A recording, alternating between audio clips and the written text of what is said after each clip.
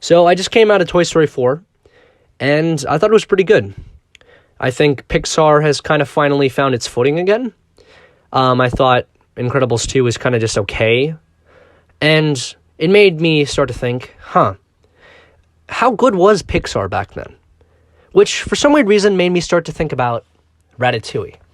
Because I think Ratatouille is a really underappreciated movie.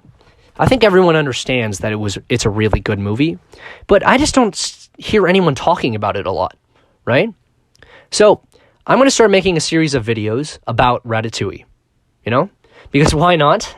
And I think that it's a really interesting movie, and I just watched it again for the first time in a while. And man, is it good, So, this is going to be the first video, and this is going to be about the main character, Remy, and how he is one of the most interesting everymen in all of cinema, honestly. So, if you don't know what an everyman is, I'd like to congratulate you, because that means that you are not a super snobby film critic like yours truly. So, an everyman pretty much in storytelling is pretty much exactly what I just said. It is the everyman. You relate to this character because you can find something that is relatable about him. He is flawed. He is understanding. He has character growth. He is not very good at many things. He's just pretty okay at a lot of things. And he is probably the most interesting character in every story, at least to me. So now, the most common everyman, and probably the best everyman in all of cinema, is Spider-Man. In the Spider-Man movies, particularly Spider-Man 2. I mean, he's good in other movies, sort of, but it's Spider-Man 2 takes the cake. I'm sorry, I'm a Spider-Man 2 guy, right? But anyways, so, Spider-Man 2, okay?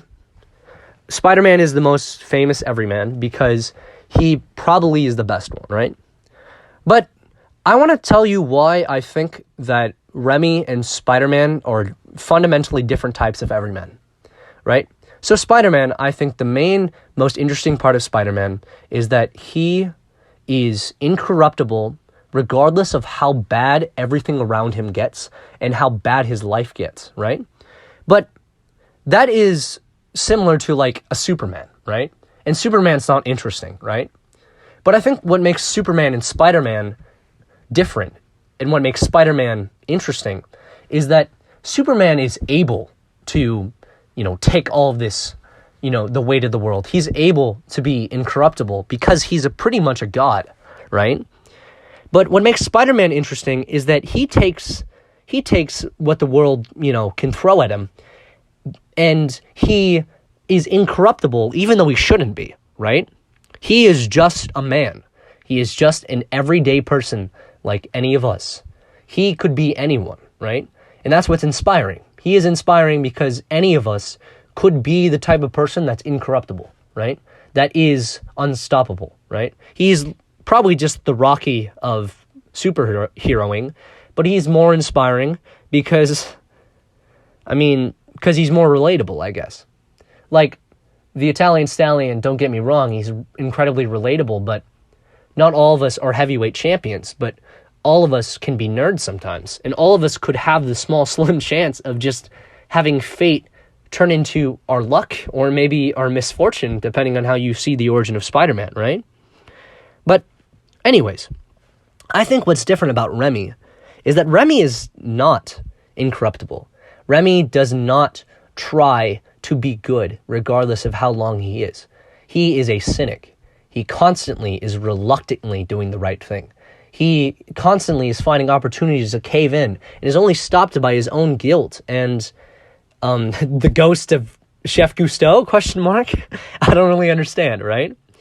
But that's what makes Remy so interesting, is that Remy is more like us. He is more like a normal person. Most people are cynical. Most people struggle to continue to do the right thing. Most of us are not like Spider-Man.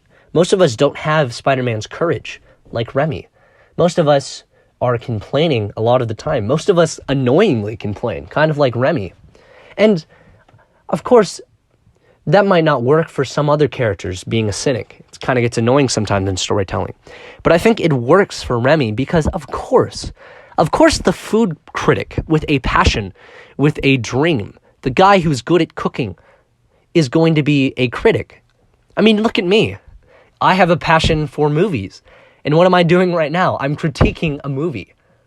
I think all of us are incredibly cynical towards things that we're passionate about because it's hard to have a passion. And we have to think about it practically. And I think that Remy really captures that type of character. That literally anyone, even the ones who are most realistically the dreamers. So they are the most like, oh yeah, that's a dreamer, you know? The ones who scoff at other people's amateur, like amateur stuff, The people that are, trying to think practically of their dream because they realize how insane their dream is. And I think that type of person's in all of us.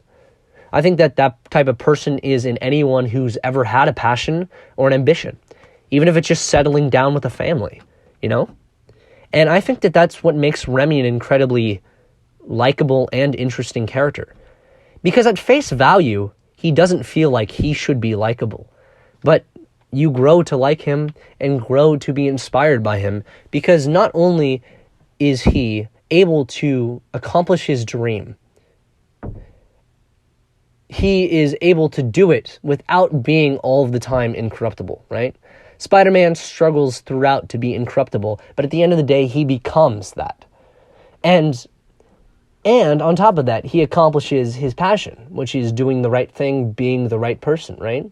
But Remy's inspiring because it says, hey, sometimes in life, even being the best type of person is not going to let you accomplish your dream. I mean, look at the ending of Ratatouille, right?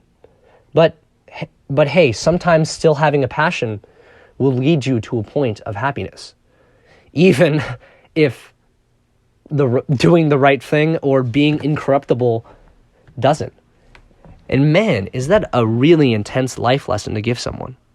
Because we all have to know that not only are we going to fail sometimes, we're likely going to fail a lot. But hey, even amidst all of our failures, constantly, there's still a chance that we can pursue our passion. And that chance is worth all the heartache and all the failure. And no matter how reluctant and hateful we are about it, if we still have that passion spark in us, we still got that shot. And I think that that's the real point of Ratatouille. And this is going to be the end of part 1 of my in-depth review of Ratatouille.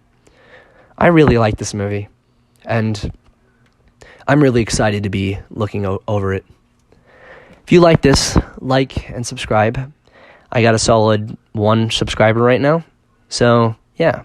If you're viewing this, hi. Have a nice day. And go watch Ratatouille. All right. See you later.